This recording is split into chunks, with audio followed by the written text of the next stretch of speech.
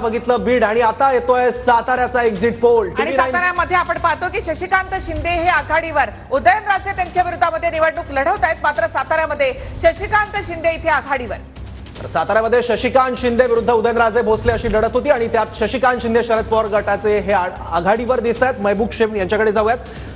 मत गादीला आणि मान मोदीला आणि असाच प्रचार नाही, असा कोल्हापूरमध्ये प्रचार झाला आणि साताऱ्यात मत हे उमेदवाराला आणि त्याचबरोबर मान फक्त गादीला असं बोलण्यात आलं होतं। मत पवार साहेबांच्या राष्ट्रवादी बरोबर असं सातारकरांची भावना होती आणि पवार साहेबांच्यावर सातारा जिल्ह्याने नेहमी प्रेम केलेलं आहे। त्यामुळे सातारा जिल्ह्यात शशिकांत शिंदे साहेब निवडून येतील याच्यामध्ये आमच्या मनामध्ये काही शंका नाही, कारण सातारा जिल्ह्यानं आतापर्यंत साहेबांच्या पाठीशी उभा राहायची भूमिका घेतलेली आहे आणि त्यामुळं खात्रीनं शशिकांत शिंदे साहेब एक निष्ठावंत आहेत।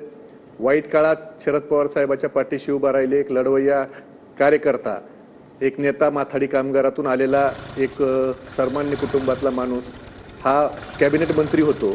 हे शरद पवार साहेबांच्या आशीर्वादामुळे माथाडी कामगारामध्ये काम करणारा माणूस कॅबिनेट मंत्री होतो आणि तो आता उद्या 4 जूनला निश्चितपणाने खासदार होईल। हा अंदाज आपला 100% बरोबर आहे। चांगल्या फरकानं शशिकांत शिंदे साहेब निवडून येतील। लोकांच्या सुखदुःखात त्यांचा सहभाग मोठा असतो आणि कोरेगाव मतदारसंघाचे ते आमदार असताना, विधान परिषदेवर असताना देखील जिल्ह्यातल्या राष्ट्रवादी काँग्रेस पक्षाला सातारा जिल्ह्यातल्या ताकद द्यायचं काम हे शशिकांत शिंदे साहेबांनी नेहमी केलेलं आहे। त्यामुळे शिंदे साहेब निवडून येतील याच्यामध्ये काय माझ्या मनात शंका नाही। तर अजित पवार यांचे शशिकांत शिंदे आपल्या सोबत जोडले गेलेत, आपण जाऊया त्यांच्याकडे। शशिकांत शिंदे, स्वागत आणि आत्ताच अभिनंदन करतो तुमचं, कारण आमच्या पोलस्टार्टच्या एक्झिट पोल नुसार तुम्ही साताऱ्यामधून आघाडीवर आहात। अंदाज आहे हा? नाही, मला एक्झिट पोल मध्ये माझं नाव आलं असेल तर मनापासून आभार व्यक्त करतो सातारा जिल्ह्यातल्या जनतेचा। ह्यामध्ये फार मोठ्या प्रमाणात ही लढाई होत असताना हा यशवंतराव चव्हाणांचा आणि पवार साहेबांचा जिल्हा म्हणून आजही जनतेने या सगळ्या बदलत्या परिस्थितीमध्ये कायम ठेवला, त्याबद्दल मी मनापासून आभार व्यक्त करतो।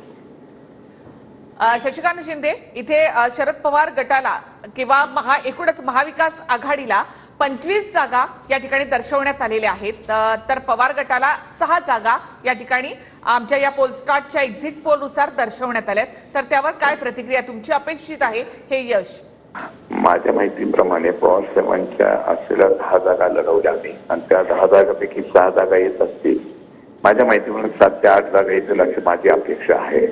एक्झिट पोल आहे, त्यात अजून काही बदल होऊ शकतो असं मला अपेक्षा आहे।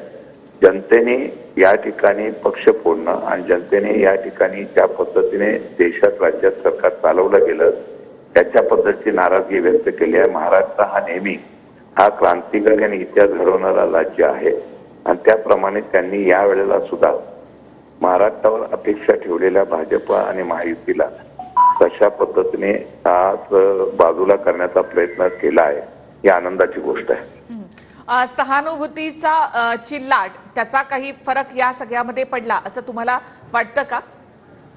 सहानुभूती नव्हती, परिवर्तनाची नांदी होती आणि ती महाराष्ट्रातून सुरू झाली, ती देशभरापर्यंत आहे। शेवटी असं आहे की महाराष्ट्राचा इतिहास बघितला की ज्यांनी ज्यांनी आजपर्यंत पक्ष फोडण्याचा प्रयत्न केला त्यातले अपवाद सोडता सगळे परत पराभूत झालेले आहेत आणि उद्धवजी ठाकरे असतील, पवार साहेब असतील, काँग्रेस यांच्याबद्दल फार मोठ्या प्रमाणात लोकांची सहानुभूती आणि आपुलकी होती। आजही 83-84 वर्षाच्या योद्ध्याला लढावं लागलं याबद्दल लोकांमध्ये एक चांगल्या प्रकारची भावना होती आणि एक नाराजीचा सूर असा होता की अशा पद्धतीने पक्ष फोडून सत्ता काबीज करण्याच्या बाबतीमधली नाराजगी व्यक्तीने दाखवली गेली आहे। धन्यवाद शशिकांत शिंदे आमच्याशी बोलल्याबद्दल। तर शरद पवार गटाचे शशिकांत शिंदे हे साताऱ्यामधून आघाडीवर, तर उदयनराजे भोसले हे भाजपचे पिछाडीवर या ठिकाणी पोलस्टार्टच्या एक्झिट पोलमध्ये पाहायला मिळते। तर नागपूरमध्ये